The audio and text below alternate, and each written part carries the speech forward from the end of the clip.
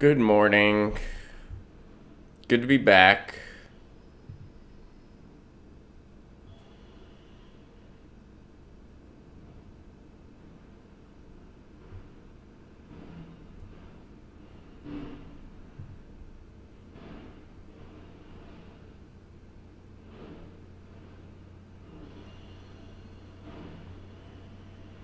What's up? Hi, Roland. Good morning, Karen. What's up, Jordan? Hi, Mike. What's up, Dwayne? Broken as. Good to see you.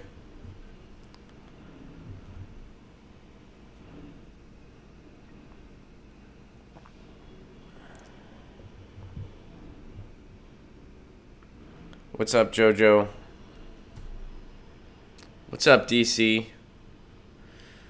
So I tweeted this out. I know some of you probably saw it. I can't get on Facebook.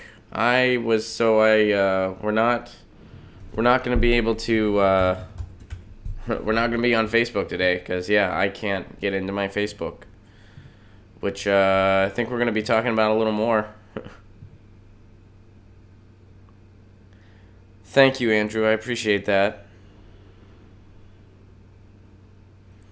What's up, Chris? Good to be back. Run Economics. Good morning. What's up, Kim? I don't know. I don't know if I've been shadow banned. I have no idea, but I cannot get on Facebook. And out of all the days on International Cat Day, feel like they did that on purpose.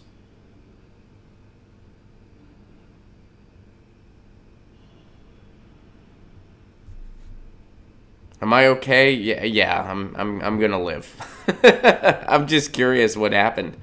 All right. Well, we're over 30 people, so we are officially started. Welcome to Get Your News On with Ron.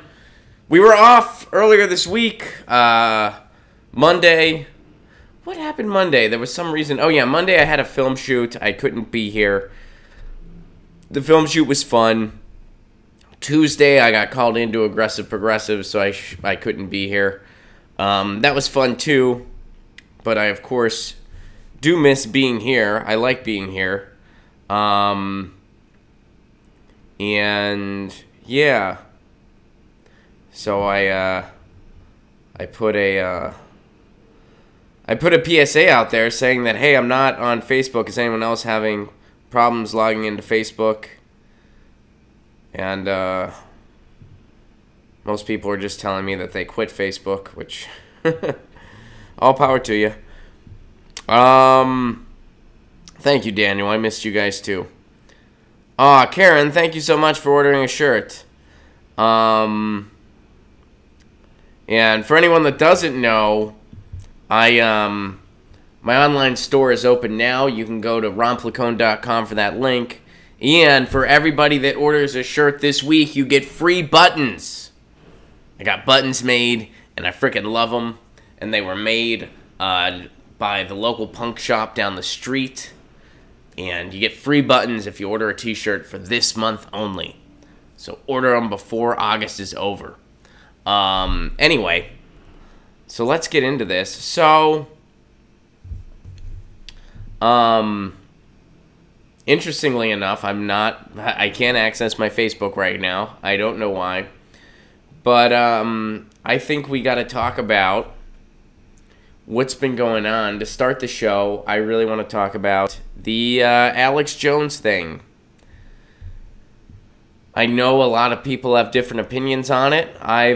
Some of you may have already heard my opinion on it because I talked about it on a couple different shows. I talked about it on the Jimmy Dore Show and on Aggressive Progressive. So I want to talk about the Alex Jones thing a little bit. And some of you guys probably already know where I stand on it. First of all, I don't like Alex Jones. I find him to be despicable. I disagree with virtually everything he says.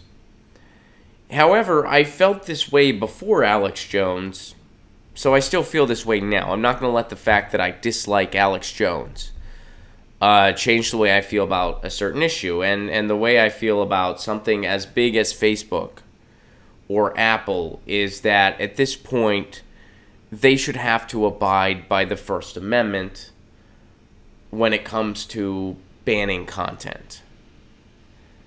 And that could involve making them a public utility, or it could be a decision that they make themselves. They could make that decision as a private company. They're not going to, but they could. And I think that when you're their size, because they are so dominant in the way we exchange information, and they are in many ways the electronic public square, they should have to follow First Amendment rules at this point. Now, is the First Amendment a completely perfect document? Of course not. No document is. But I think the First Amendment's pretty damn good as far as what kind of speech should just absolutely not be tolerated, and what we should have to tolerate for the greater good that is freedom of speech. I think the First Amendment does a pretty solid job. I know that I personally, if I had to come up with my own terms of conditions, I would probably not do as good of a job as the First Amendment. You know who else I don't have any confidence in that would be able to come up with something as good as the First Amendment either? A bunch of Silicon Valley billionaires that got rich because they came up with a social platform that was originally intended to rate college girls. So, I'm not defending Alex Jones at all. I'm not sticking up for his rights. I'm simply saying that there should be a due process via the First Amendment, not just a bunch of Silicon Valley billionaires sitting in a room deciding what you can and can't see, when it's something as big as Facebook. Now, when it's a smaller entity, of course, they have the right as a private citizen or whatever to disassociate. That is how the First Amendment works. Absolutely. So let's say some small network, let's say, and this is just the first network that comes into my head, Pacifica Radio Network, decides to ban Alex Jones. They have every right to do that. That's fine. And if that happened, none of us would be talking about it, because it would be a non-issue. They're a network.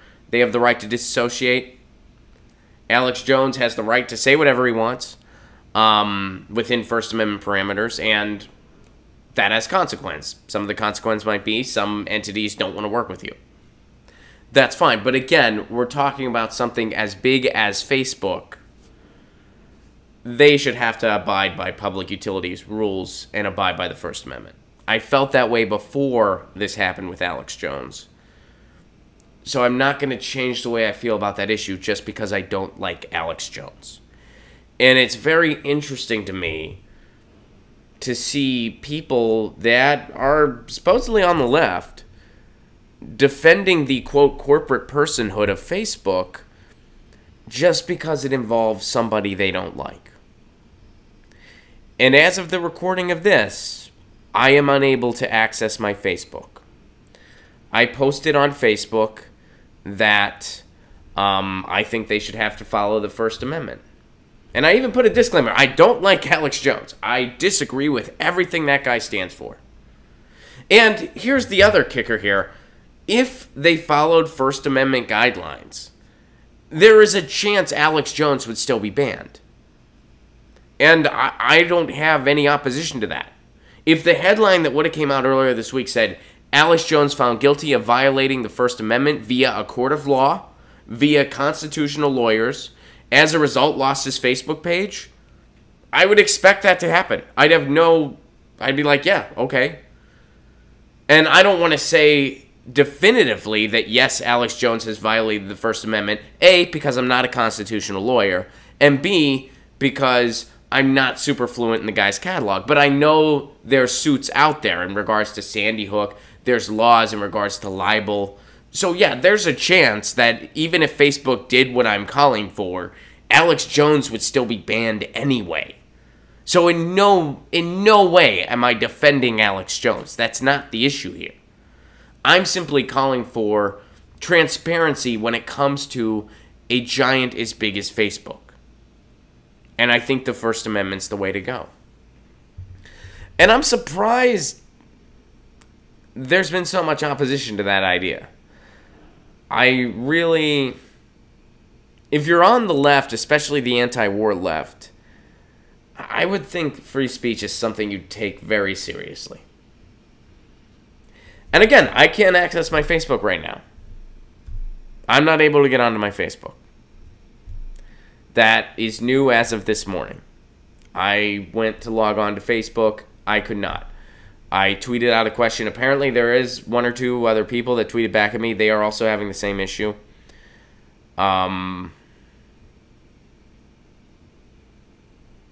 It's a very disturbing Orwellian time we live in. And maybe it's just a glitch. Maybe there's other people having this problem. I'm not going to jump to conclusions about why I can't get on Facebook right now. All I'm saying is, as of right now, I can't. I cleared my browser history. I tried on 2 different browsers. I reset my password. I can't get on Facebook. Let me see what you guys are saying.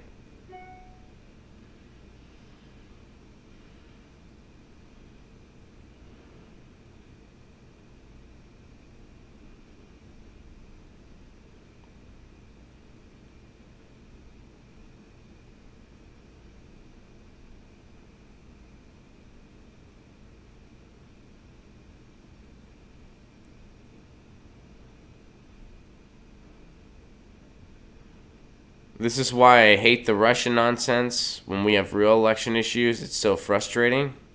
I agree. Derek, war is peace, freedom is slavery, ignorance is strength. It's super telling.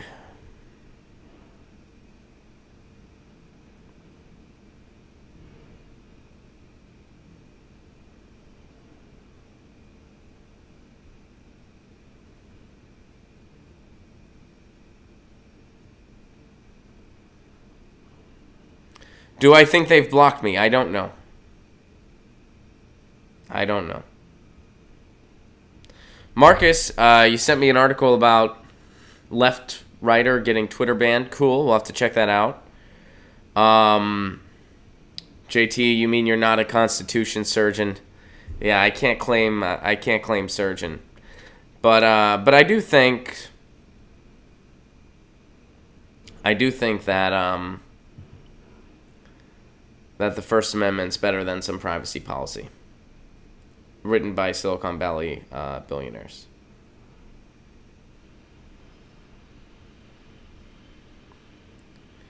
All right.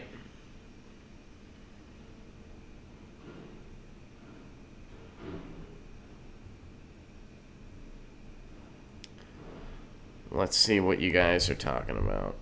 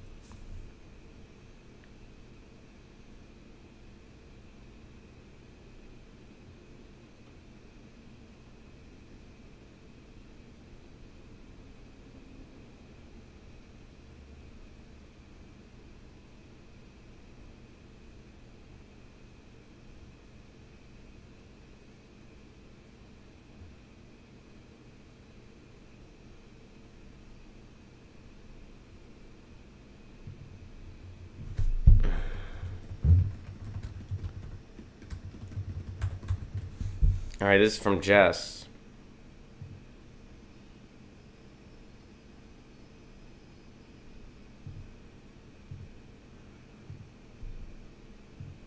Forget old glory. Why Betsy DeVos's family yacht and others fly foreign flags. And there we go.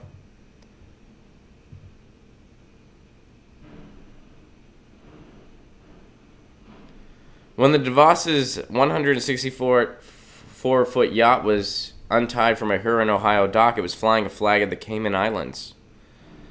My first response to this is I truly don't give a shit at all. Why would I care at all? Why would an American billionaire's floating mansion moored at a northern Ohio dock be registered in an exotic Caribbean archipelago? Oh, it's registered there? When someone untied a yacht owned by U.S. Secretary of Education Betsy DeVos's family, Fox News portrayed the episode as an illustration of uncouth anti-Trump sentiment. The yacht's foreign flag, though, was an illustration of how an allegedly America First administration is chock full of moguls who have eagerly stashed their wealth offshore, as long as doing so means avoiding paying taxes, regulations, transparency requirements, and domestic employment laws. Huh.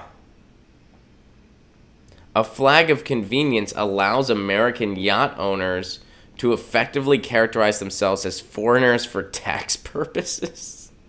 Really? Here I thought she was just like, this looks cool, it makes me seem worldly, I'm gonna have this. And it's like, yeah, I don't give a shit. But I guess there might be a little more to this. Okay, so Betsy DeVos did not respond to questions about this. The larger question about foreign yachts was never deeply explored during the 2012 kerfuffle that Mitt Romney was in. But when buying a vessel or cruising in U.S. waters, American yacht owners like the DeVos could face state sales or use taxes. However, registering a yacht in a locale like the Caymans under what has become known as a flag of convenience allows those American yacht owners to effectively characterize themselves as foreigners for tax purposes, thereby avoiding the obligation of paying the standard sales and use levies while enjoying police and Coast Guard services during times their vessels are untied. Wow! That is... Oh, how... Here I thought she was just like, this makes me seem worldly. I'm going to have this... How just creepy and shady can you get? You can afford a yacht, and you're so unwilling to pay taxes on it that you go about trying to register it. And that's weird. I still don't understand how exactly you're able to get away with that. That seems like something you shouldn't be able to get away with. I'm gonna fly a Canadian flag over my apartment and say, you know what, I'm tax exempt. I'm still gonna enjoy my garbage being taken out. I'm still gonna use the streets. But I'm actually exempt from paying taxes. Did you notice the Canadian flag outside of my apartment? That's so weird.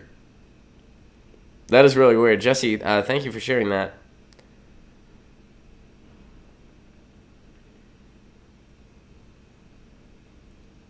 And others of you guys are telling me you did not have any problems with Facebook.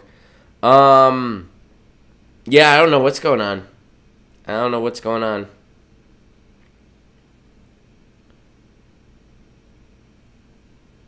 So, Jordan tweets this about the election. And I do want to go over some of the election results, so let's get started.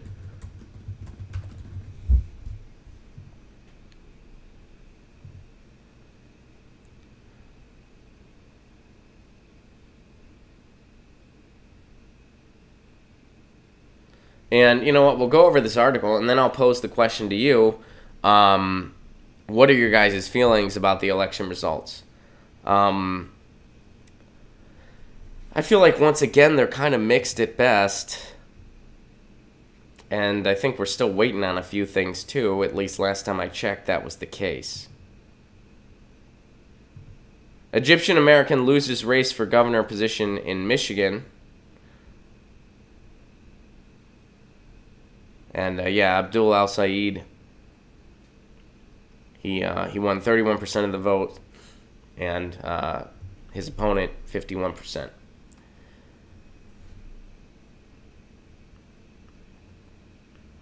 Whitmer was considered an establishment candidate for the Democrats compared to her closest rival, Al Said, who campaigned on a more left-leaning progressive platform. The physician understands well the issue of public health in the U.S., having served as Detroit Health Department's executive director. Despite the loss, Al Said will undoubtedly... we can stop reading. Thank you for the article. But my personal thing, I don't... I'm not into taking a loss and tying a bow on it. It's not really my thing. So when an article does that, I just kind of clock out. Yeah, Al Said lost. I believe Sarah Smith lost. And I believe Dorothy Gasquet lost. And I know that that guy in Kansas was ahead, but then there was apparently a computer glitch, and all of a sudden something happened. And now it didn't seem like it was... Let me see if those are in. Last time I checked, they were not in. Alright, let me see.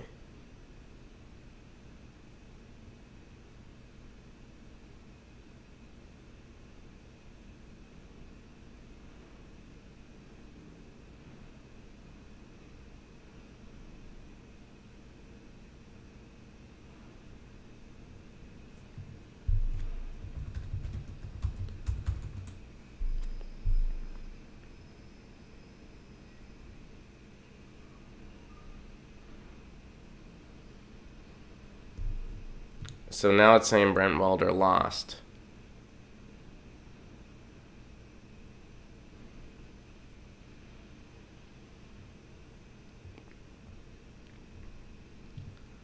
And apparently Sarah Smith is too close to call. And we might not know for a few days. And it looks like... Here, let's go over to The Intercept.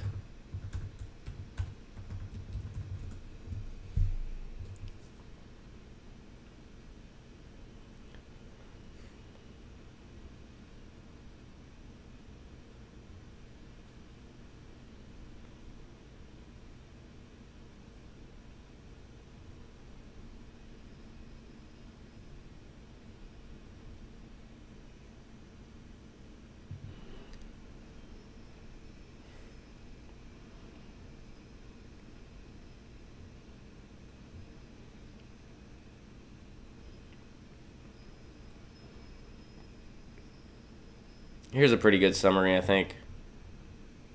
Well, let me see what you guys are saying first, then we'll go over to the internet summary.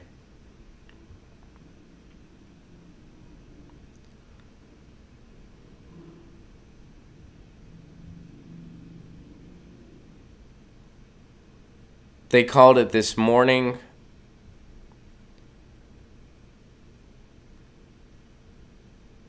He conceded on Twitter. I'm assuming you guys are referring to Welder. Yeah, it's looking like he lost.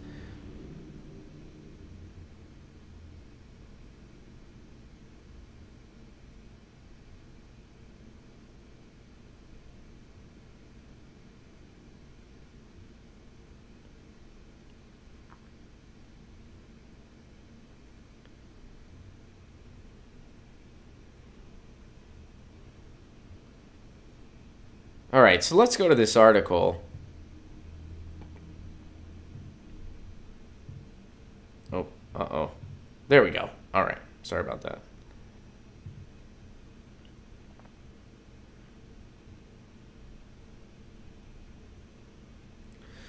Notorious Ferguson prosecutor ousted in a night of victories and disappointments for insurgent candidates. Okay. Progressive Democrats heading into Tuesday primaries were hoping for a repeat of Bernie Sanders' 2016 shock victory in Michigan, only this time with Abdul Saeed. He lost. We know Abdul Saeed lost. And, if you want to put a bow on it, you can do so on a different show, not this one. In the first wave of Mayville primaries, okay. Democrats turned out on Tuesday night in surging numbers. In Michigan, well over 100,000 showed up.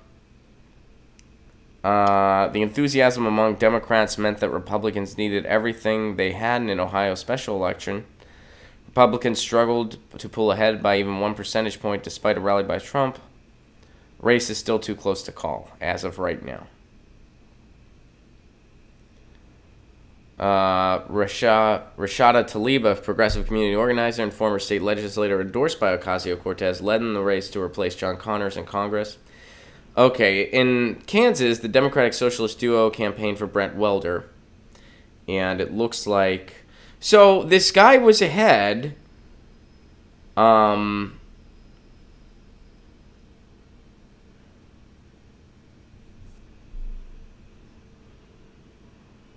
But then the other guy pulled ahead. A computer glitch set the rest of the vote counting back.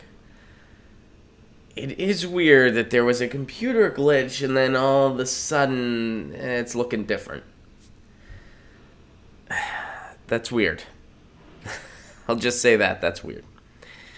In St. Louis County, Bell's race for prosecutor was part of a national movement to bring about criminal justice reform.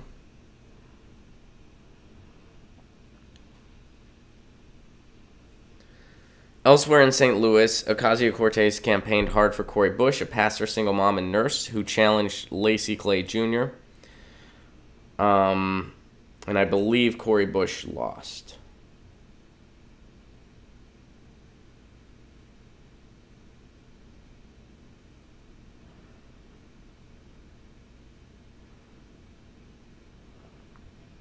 Former NAACP President Ben Jealous emerged victorious.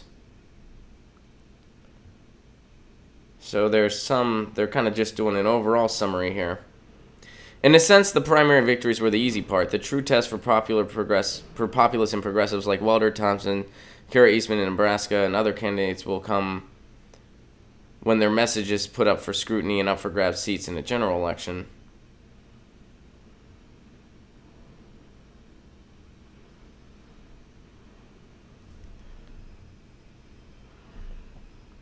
All right.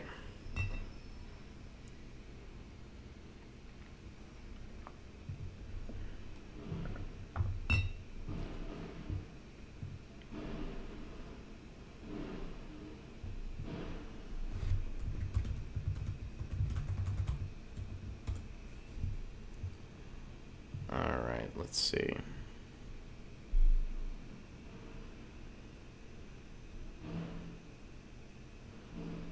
So Dorothy Gasquet lost. Sarah Smith still too close to call, but not looking good as of the recording of this.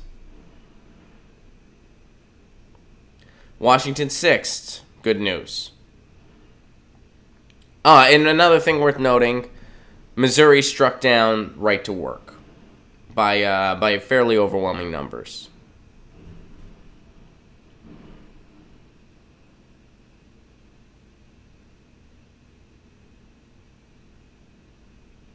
And yeah, Cori Bush lost, as we mentioned. So yeah, I'd say overall more losses than wins, but a couple things to be optimistic about. And I think that's a pretty generous summary, actually. What do you guys think?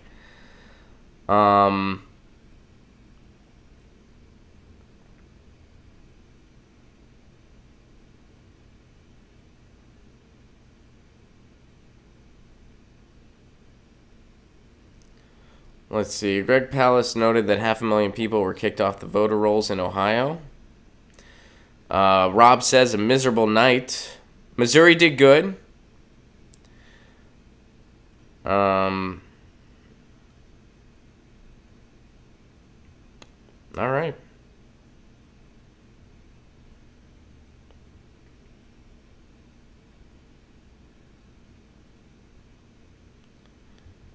People are already blaming the Green Party. I don't know if you guys saw, but I pointed out that the Green Party ate my homework. So,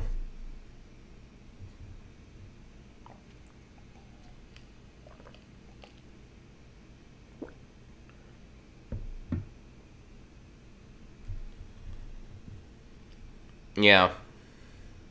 Yeah, it's the Green Party's fault. They were, before any results were even in, people were blaming the Green Party. I think people just have their auto tweets set to just blame the Green Party. Like at noon on any given primary night or election night, they just have a tweet automatically to go on. Be like, Russia, Green Party, their fault. Like before the results even come in, they just have it on auto tweet to just blame them. All power to them. So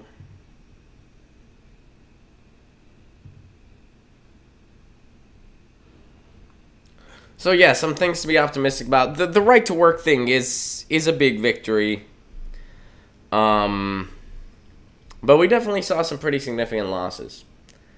You know, especially in Washington State, although the 6th District, we got some good news.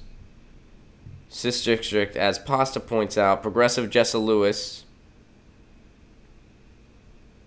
did well. So,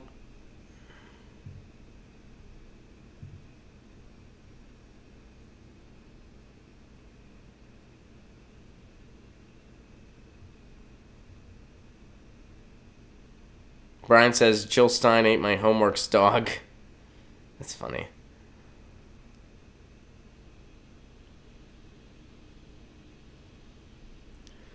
All right.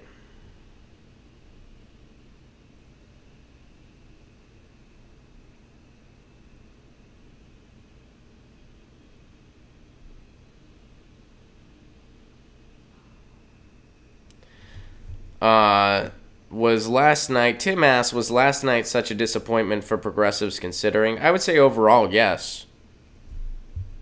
Yeah, I would say there were more losses than wins. And again, I mean, you know, if you guys want to tie up and put a bow on losses, go ahead. What does that accomplish? Does that accomplish anything? I don't think so. You know, when it comes to electoral politics, you either get a W or you don't. And we haven't been getting many Ws.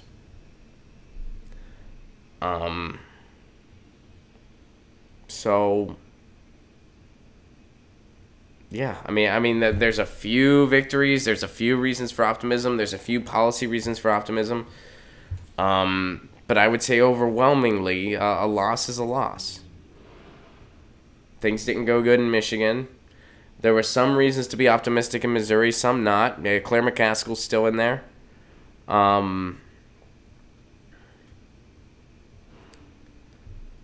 So, and Jason points out, now we get to choose between 2 corporate tools in November here in Michigan. We are changing the narrative. No, we're not. No, we're not. Not in the electoral politics sense. No, we're not.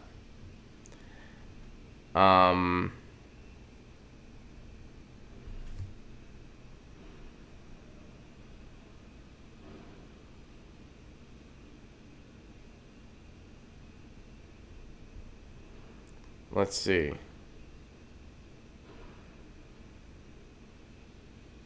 I feel like it's unrealistic to believe that we are going to be seeing a ton of wins this year, though. I get that it sucks, but isn't this what we expected? To keep losing? I wasn't expecting that. I mean, I was hoping for wins. I mean,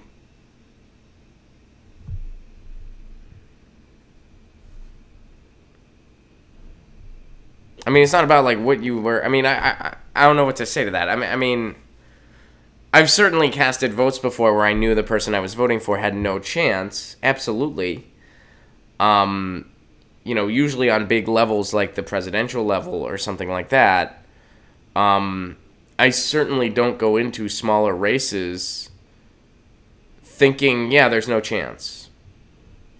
And if you're working on a campaign with the attitude that, yeah, there's no chance, you should probably be doing something else. Honestly. I mean, you know, like, or if you're... I mean, yeah, at the presidential level, I voted for Jill Stein knowing she had no chance of seeing the White House. What I did think she had a chance at was getting 5%. So that the Green Party would get federal funding, so that maybe in the future we wouldn't only have two awful choices. So, you know, at a smaller level, like a congressional seat or a Senate, yeah, I'm hoping for victories. I'm not going in there on the idea of, yeah, we're going to lose, and we're going to lose hard. So, and Garden Gnome brings up something. Our answers lie outside of electoral politics. I agree. And that's something I want to start focusing on a little more on this show, too. I mean, you know, I want to talk about election results. And again, I'm not trying to be a total Debbie Downer. I think that there are some reasons for optimism, too. And I'm not going to say, okay, that's over. I'm thrilled that Missouri struck down right to work. That is great. I'm happy about Washington 6th. I'm happy that there was a larger turnout than usual. You know, I mean, in Michigan, there was a huge turnout, Democrats compared to Republicans, and I think that's because of more progressive policies being represented. And I'd rather see a whole new party start. And this is one of those reasons why. See, a lot of people, they think that when you have these progressives, Dem entering, you know, a lot of people just think it's kind of the same platform. That the platform that they like will be represented later in politics. So they're just going to vote for the incumbent because the most important thing is picking off the Republican. That's really kind of what you're embracing. So I think if you go the step further and say, no, this is totally different, and this isn't the Democratic establishment, well, then we have a chance to really start something new from the ground up. And it wouldn't necessarily be from the ground up if we had names like Bernie Sanders, Tulsi Gabbard, Nina Turner, Jill Stein. If we had those kind of names attached to it. And that's why I'm more for starting a whole new party. And, you know, because, you know, again, right now that's just not going to happen. So a lot of good progressives running, they pretty much see Dem entering as their only viable option. And in the short term, it seems like that's pretty true, unfortunately. But I think a lot of people I think we're just losing because of passivity. And for the people that think because we're infiltrating the Democratic Party, we're pulling the wool over people's eyes somehow, you're wrong because we're losing for the most part. We're losing. So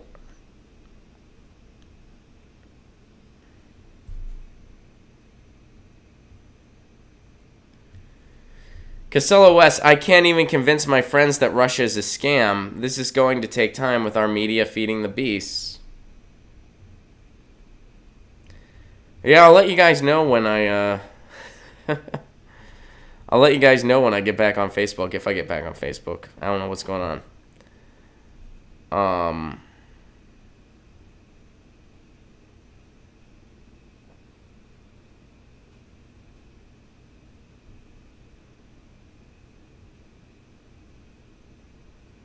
Wendy, the platform is not as popular as you think.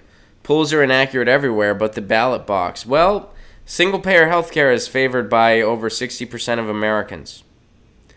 When Medicare for All was put on a Fox News poll, Fox News, 73% of people were in favor of it.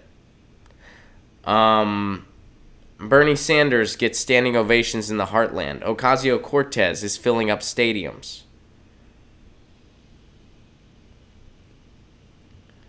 People favor tuition-free college by an over 50% margin. People favor the idea of good, sustainable jobs. That's very true in the heartland. That's why Hillary lost the heartland, because she had no message when it came to jobs. Donald Trump did. They were lies, but it was a message at least. People were so desperate they took a chance on lies because they knew they couldn't take a chance on nothing. So, no, I do think the platform's pretty popular. I think we have a messaging issue.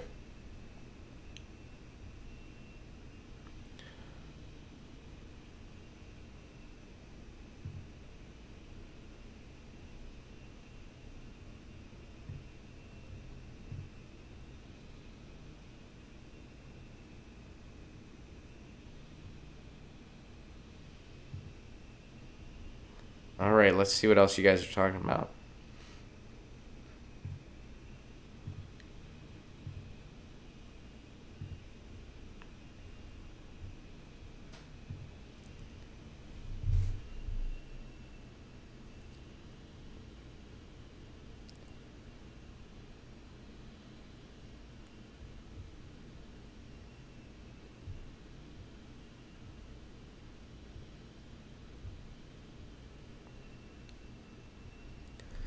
Dana points out, I still get blamed by people on Twitter for Hillary Clinton losing because I voted for Dr. Jill Stein. Yeah, me too. What was I thinking? That we're living in a democracy? The audacity.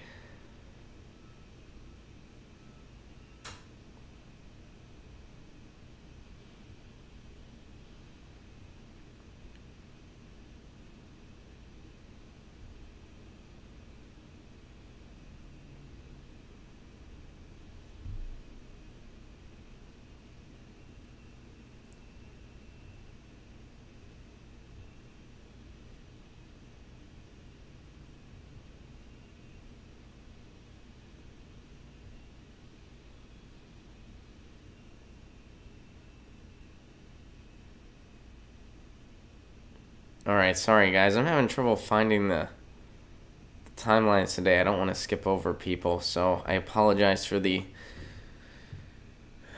intimate moments of silence. That, and I don't know if you can tell, but I'm a little congested. Alright. So this comes from Pam Ryan, and they say the absolute state of this Vox article. Okay. So let's go to the article, see what it's saying. WikiLeaks says the Senate Intel Committee wants Assange to testify on Russia interference. If that's true, it's a big deal. Okay?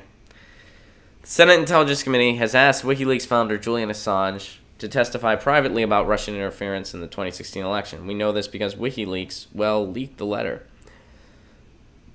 The intelligence panel won't verify whether the request is real. Is this... Okay, this is current. I mean, they've been repeating the same stuff for so long. It's like... Okay, the intelligence panel won't testify whether the request is real.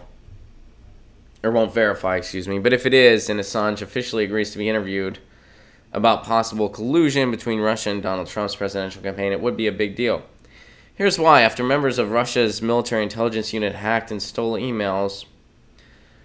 allegedly belonging to the DNC and Hillary... Oh, my God. Let's rehash this again. Holy shit. I mean, I can't even read it at this point. Like, who... Do you not get tired of these same freaking talking points? Just the same narrative. That speculation. Let's not talk about what was in the emails that was leaked. Let's just talk about... Alright, so let's look at this letter. I can't rehash that same establishment bullshit anymore. I just can't do it. And I know the person sending me this article didn't send it for that reason. They sent it for, you know, critique's sake. I know that. But I just don't even have the patience to do it on that level. I just find it so annoying at this point. Alright, so let's look at the letter. Dear Mr. Assange, as you are aware, the Senate Select Committee on Intelligence is conducting a bipartisan inquiry into Russian interference in the 2016 U.S. elections. Oh, I'm sure he has no idea. I'm sure the past 2 years that's never come up. As you're aware, we're still going with this thing. All right, as part of that inquiry, the committee requests that you make yourself available for a closed interview with bipartisan committee staff at a mutually agreeable time and location. Please respond in writing upon receipt of this letter. If you have any questions about this letter, please contact committee counsel. All right. And then it goes on to say, the ties have been well known. All right.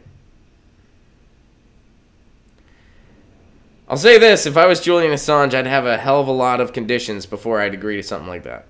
One of them would be that I'm not going to be in the hands of authorities at any point. And I would request a pardon. That's what I would do. So, yeah, it makes sense they'd want to talk to him.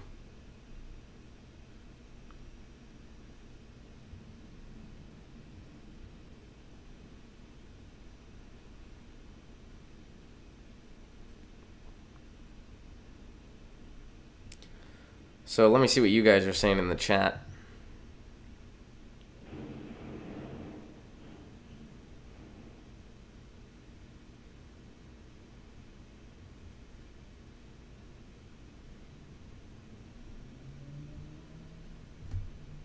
Oh, Kim.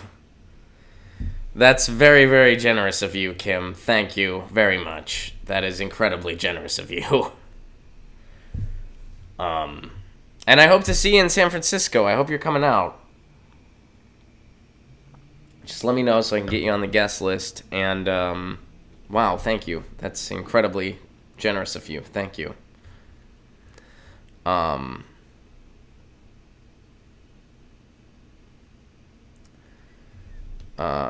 Yeah. Yeah, you win the stream.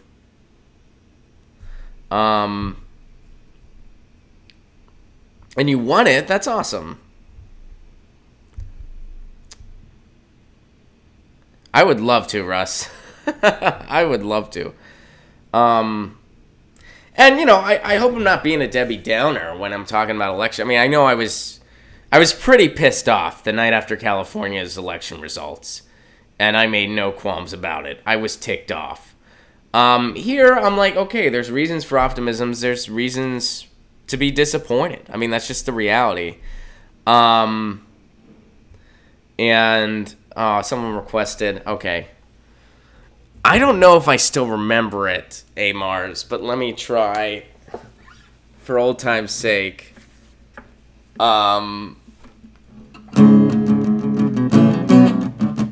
All right, I got it.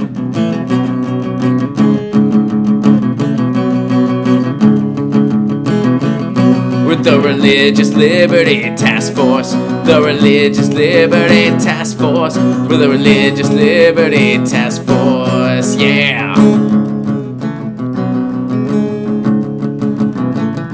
We're spreading homophobia and bigotry, but we're calling it Christianity. We're the Religious Liberty Task Force, the Religious Liberty Task Force, the Religious Liberty Task Force, yeah. I forget the other two lines. Wait.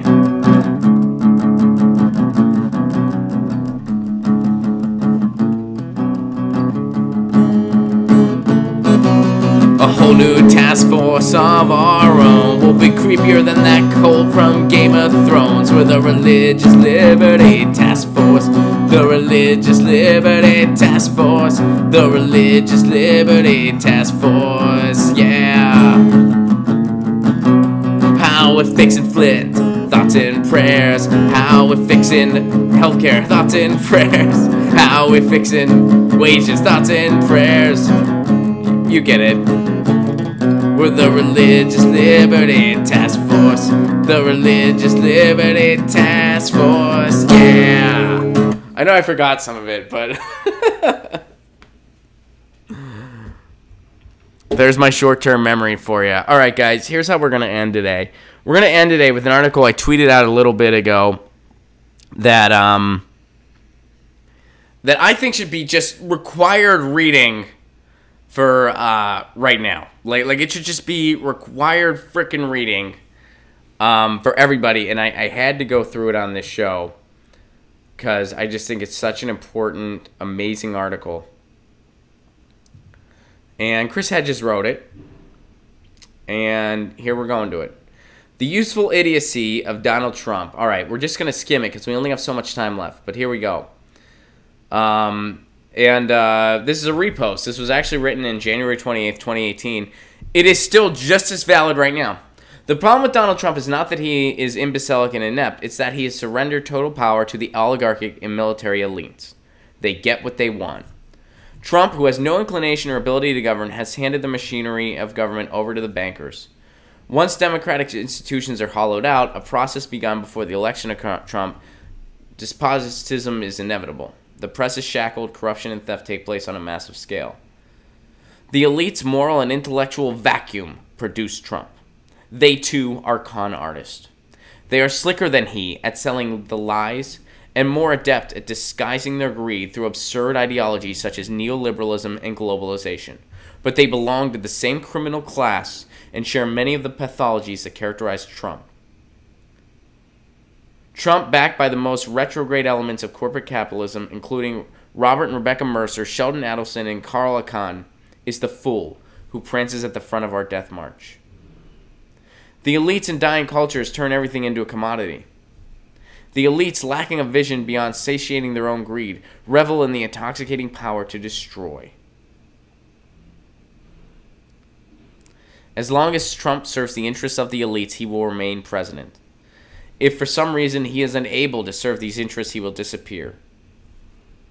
The Russia investigation, launched when Robert Mueller became special counsel in May, and which appears to be focused on money laundering, fraud, and shady business practices, things that have always characterized Trump's financial empire, is unlikely to unseat the president. He will not be impeached for mental incompetence over the emoluments clause or for obstruction of justice, although he is guilty on all these counts. He is useful to those who hold real power in the corporate state, however much they would like to domesticate him. This is a really important part right here, guys. Trump's bizarre ramblings and behavior also serve a useful purpose. They are a colorful diversion from the raising of democratic institutions. As cable news networks feed us stories of his tryst with a porn actress and outlandish treats, the real work of the elites is being carried out largely away from the public view. Boom. If you suffer from Trump derangement syndrome, read this article as many times as you need to.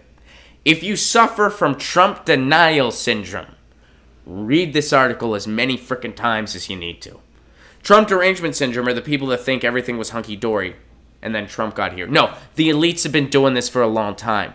Trump is their idiot in the front. That's what Trump is. And he lacks their subtlety. That's why people hate him. And he serves as that ideal distraction. While everyone is amplifying all of his buffoonery, the real work behind the scenes is going on. That's why Trump derangement syndrome is dangerous. Incrementalism is dangerous. Blue no matter who is dangerous because sometimes they're serving the same people. They're just more subtle about it. Trump's policies are just Republican policies, nothing more. The same Republican policies that a lot of the Democrats passively go along with. Or don't resist when they actually could. If you suffer from Trump denial syndrome, there are point after point after point in this article that indicates, yes, he is part of that same elite system that you're against. No, he is not an outsider. And you have a level of naivety that is groundbreaking. I mean, quite frankly, why would you expect some plutocratic rich person TV host to be some outsider?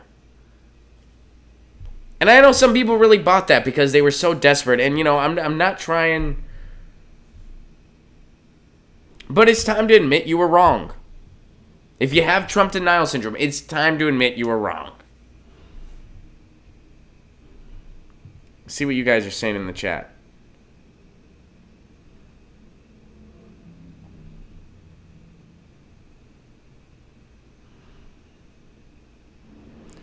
What article was that? That is called The Useful Idiocy of Donald Trump. It is in TruthDig, and I'm going to go ahead and tweet it right now here in real time.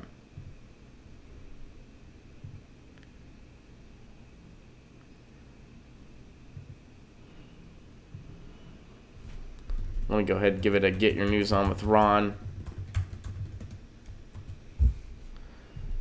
So yeah, in the easiest summary of that article, no, Trump is not an outsider. He's not going to buck the system. He's an insider. But no, Trump is not some unique, well, he is a demagogue, but he's not some unique anomaly. Trump is the same corruption as usual, minus the subtlety. The positive part of that is people are awake now. The negative side of that is people have Trump derangement syndrome, and they entertain this fantasy that if we just get rid of Trump, all our problems are solved. Well, they're still pumping up the same neoliberal elite nonsense that got us into this mess in the first place.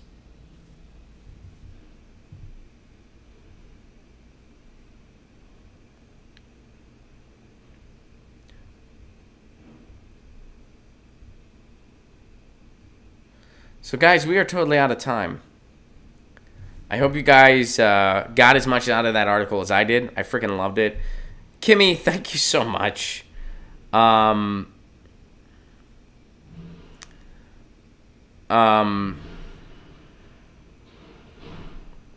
Krillin says, Ron, if you want to start a rumor conspiracy theory, no, I don't. You know how Shepard Smith goes against the Fox narrative? Yeah, I've seen some of that. Maybe he has dirt on execs because gay and knows things. I assume you're saying Shep Smith is gay. I don't even know if that's true or not. I know nothing about Shepard Smith's personal life. But, okay, that's funny. I mean, that made me chuckle. So, cool. But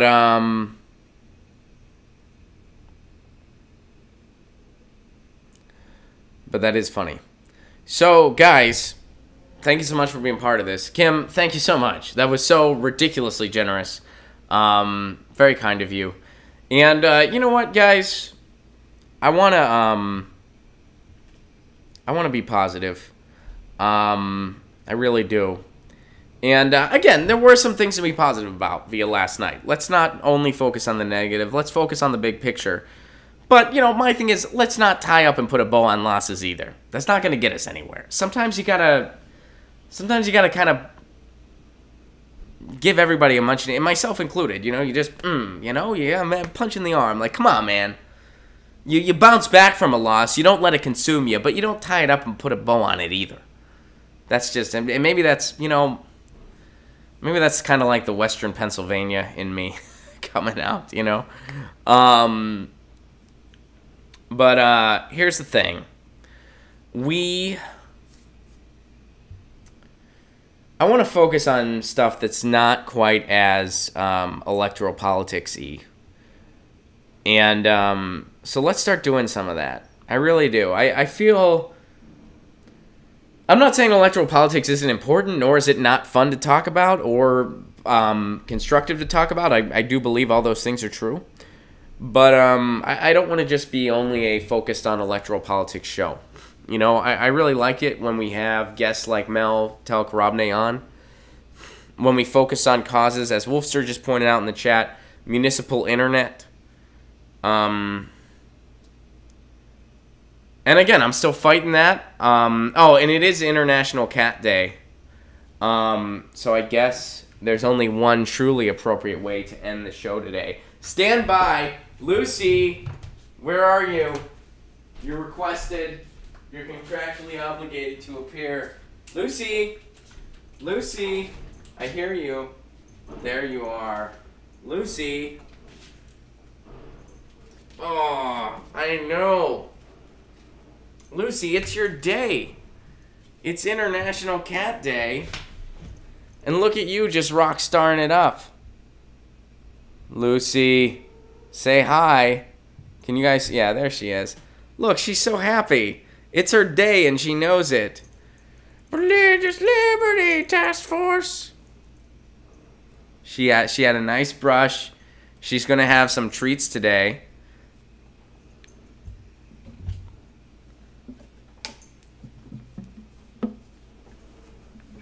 You know what I mean? Shout out to our sponsors real quick. ZT.com, ZHIT.com. Their tea kind of rules. And, of course, BetterHelp.com. What does BetterHelp.com do? They provide affordable online therapy. We talk about mental health on this show a lot. If you think you need help, please get it.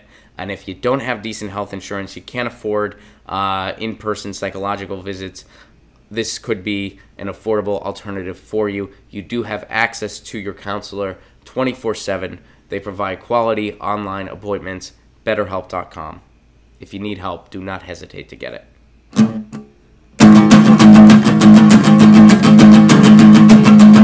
I've been 27 since 33. What the hell does society want from me? I've been 27 since 33.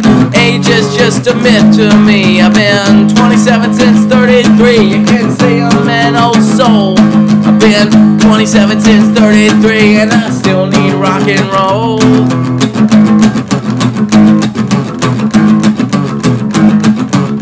Robin went down to see the devil, said you wanna go down too.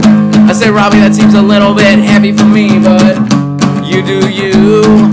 3 drinks later, I was there by his side. He said, hey, Ron, you wanna go for a ride? I said, look, Robbie, I just wanna make it through. 27 since 33. I've seen it all, but not all seen me. I've been 27 since 33. Someday I'll get that vasectomy. I've been 27 since 33. On my brain, it takes its toll. I've been 27 since 33, and I'm never growing old.